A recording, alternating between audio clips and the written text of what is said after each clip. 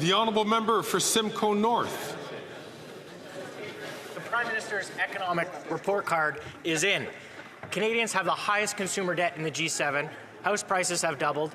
Per capita income is lower today than it was 10 years ago, and the average Canadian makes $30,000 less than their American counterpart, all as a result of this Prime Minister's economic vandalism. And in the face of economic uncertainty and global trade imbalances, this Prime Minister's plan is to increase taxes on job creators, entrepreneurs, and farmers. Will he enact a Canada First plan and stop these tax increases to keep our jobs and investment at home?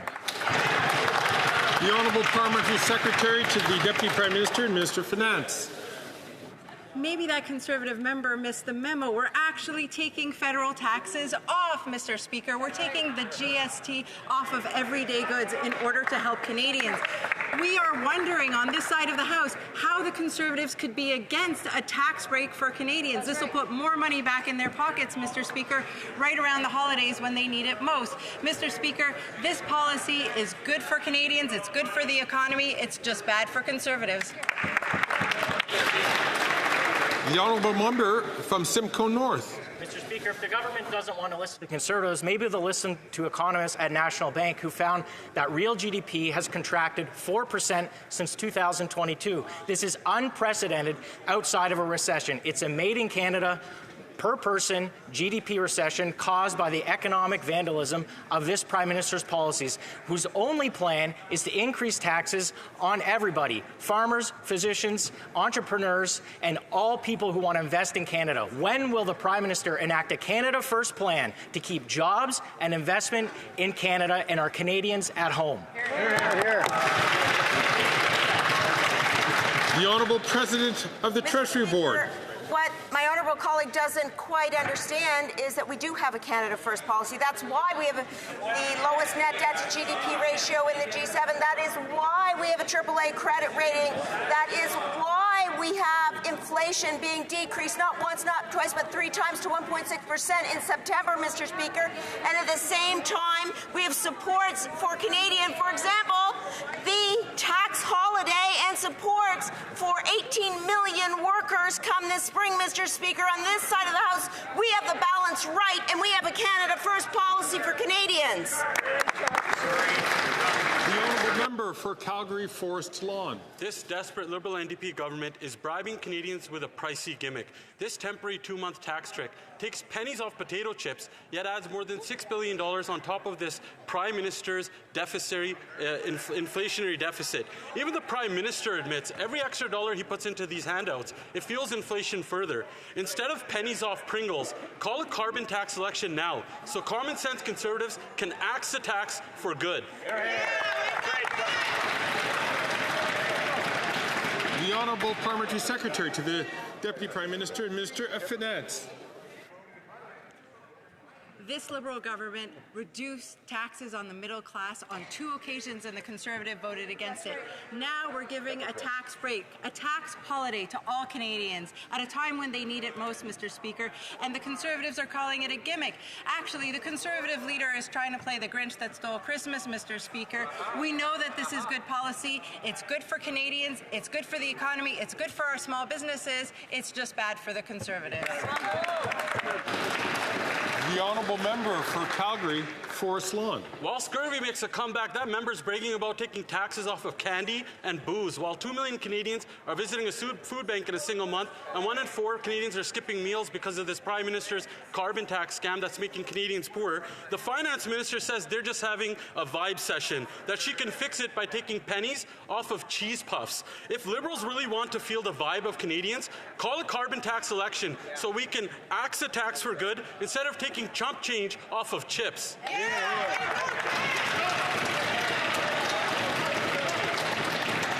The Honourable Parliamentary Secretary to the Deputy Prime Minister and Minister of Finance.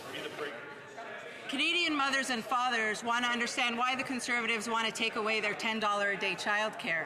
Young Canadians who want to buy a first home want to understand why Conservatives want to take away investments that will build 750,000 new homes, Mr. Speaker. And all Canadians want to understand why the Conservatives oppose a tax break, a tax holiday for all Canadians, which will leave more money back in their pockets, Mr. Speaker. It's time the Conservatives come clean. They're against policies that help Canadians. They're against policies that will help our economy. They're just in it for themselves.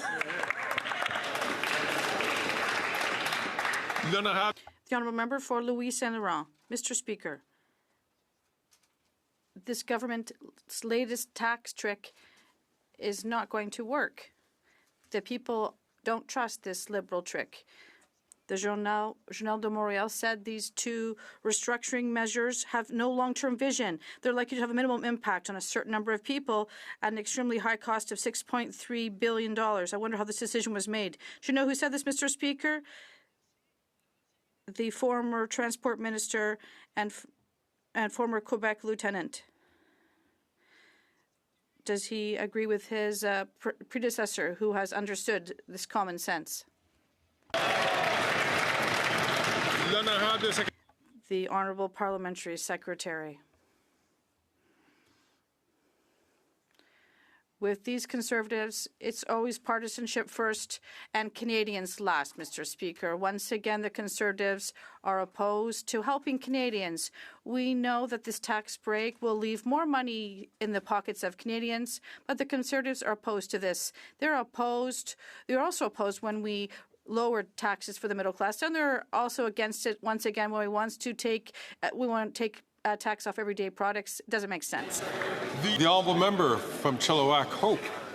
After 9 years, we need a Canada First plan to fix what this Prime Minister has broken. Our standard of living has plummeted compared to the United States. The last thing Canada needs is a capital gains tax hike on our farmers, doctors, home builders and small businesses, but that's exactly what this Prime Minister is proposing. His tax hikes will drive investment, jobs, doctors and food production out of this country at a time when we can least afford it. With the threat of U.S. tariffs on the horizon, why won't the Prime Minister stop making things worse and cancel his reckless tax increases on Canadian jobs and investment? The Honourable Parliamentary Secretary to the Deputy Prime Minister and Minister of Finance. It was this Liberal government that reduced taxes on the middle class not once, but twice, Mr. Speaker, and the Conservatives opposed that measure on both occasions. Now, Mr. Speaker, we're coming with a tax break for the holidays. That's going to mean more money in the pockets of Canadians, and yet again, the Conservatives are opposing this measure. Mr. Speaker, do the Conservatives really believe the talking points that they're saying? Mr. Speaker, if they did, they would vote in favour of a tax break for Canadians. That's what we've put on the table. How are they going to vote?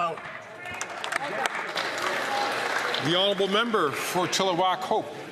Taxing farmers drives up food costs. Taxing doctors means it's harder to find one. Taxing home builders means fewer homes. Taxing small businesses means fewer paychecks. Raising capital taxes means less investment in the tools we need to halt the decline in our standard of living. Jobs and livelihoods are on the line. With the threat of U.S. tariffs coming down the tracks, will the Prime Minister give Canadian workers a fighting chance by cancelling his destructive tax increases on jobs and investment? Common sense.